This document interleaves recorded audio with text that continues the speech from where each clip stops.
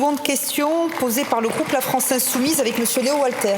Merci Madame la Présidente. Monsieur le Ministre, ces derniers jours, nous avons eu droit à de grandes déclarations d'amour à l'école et à ses professeurs. Mais le souci, comme le disait Pierre Reverdy, c'est qu'il n'y a pas d'amour, il n'y a que des preuves d'amour.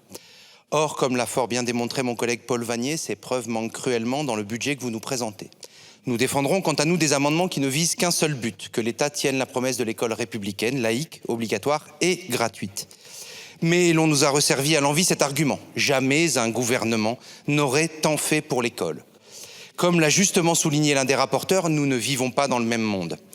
C'est si vrai que quand la réalité du terrain vous est exposée par les représentants du personnel de votre ministère, avec un diagnostic unanime qui devrait à tout le moins vous interroger, ils n'obtiennent en retour que la remise en cause de leur légitimité de la part d'une députée Renaissance ou le minable mépris des bouvards et pécuchés du Rassemblement national.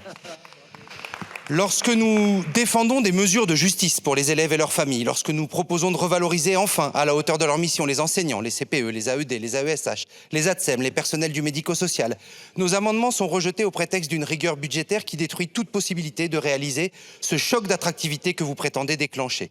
Et ensuite, on nous explique que les créations de postes sont vaines du fait de la crise de recrutement.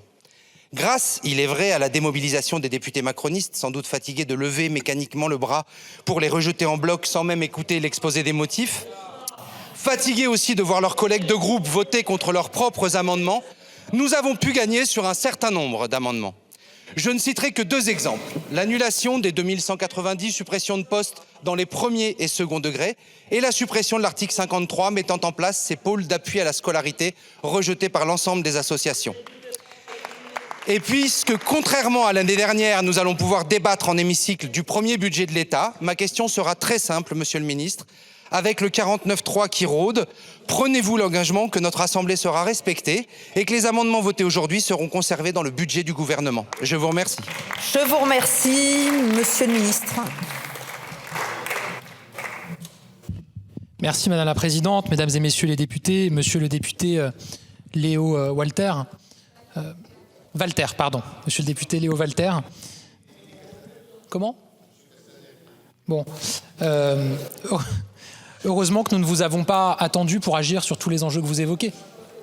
Heureusement qu'on ne vous a pas attendu pour agir sur la question de l'école inclusive.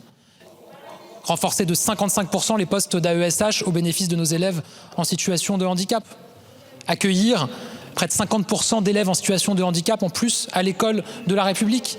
Déprécariser le métier d'AESH, même si du chemin reste à parcourir, notamment sur le temps de travail, en permettant une revalorisation, en leur permettant de basculer en CDI. On a en cette rentrée 55% d'AESH qui sont en CDI. L'an dernier, c'était à peine 20%. Et en 2017, quand on est arrivé, elles étaient dans des contrats aidés extrêmement précaires dans lesquels on les avait plongées depuis des années.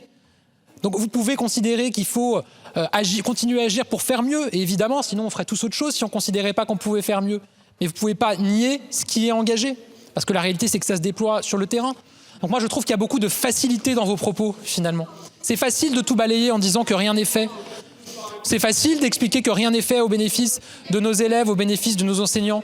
C'est facile d'expliquer que tout ce qui se passe dans nos écoles, dans nos établissements scolaires est dramatique. C'est facile, ça ne nécessite pas beaucoup de travail. Mais la réalité, c'est que l'école, et on en est tous convaincus, sinon on ne serait pas là un vendredi soir, l'école mérite qu'on y travaille tous ensemble, qu'on dépasse un certain nombre de postures. Moi, j'ai toujours été ouvert à avancer avec tous les groupes politiques dès lors qu'ils sont sincèrement engagés pour améliorer la situation de nos élèves et de nos enseignants. Donc j'espère que le débat que nous aurons, et vous avez raison, je suis satisfait qu'on puisse avoir un débat sur le sujet, nous permettra d'avancer ensemble au service de nos élèves avec une discussion qui doit être la plus constructive possible. Et je souhaite que le débat nous permette d'avoir cette discussion constructive. En tout cas, vous trouverez toujours de notre côté cette volonté d'avancer ensemble par-delà les clivages partisans. Je vous remercie. Nous en avons donc terminé avec les questions. Alors, mais s'il vous plaît, donc mes chers collègues, je vous rappelle juste que nous avons 400 amendements, que cette mission, elle ne va pas être rythmée ni par des amendements identiques, ni par des discussions communes. Je vous rappelle également que la mission, elle va se terminer à minuit ce soir.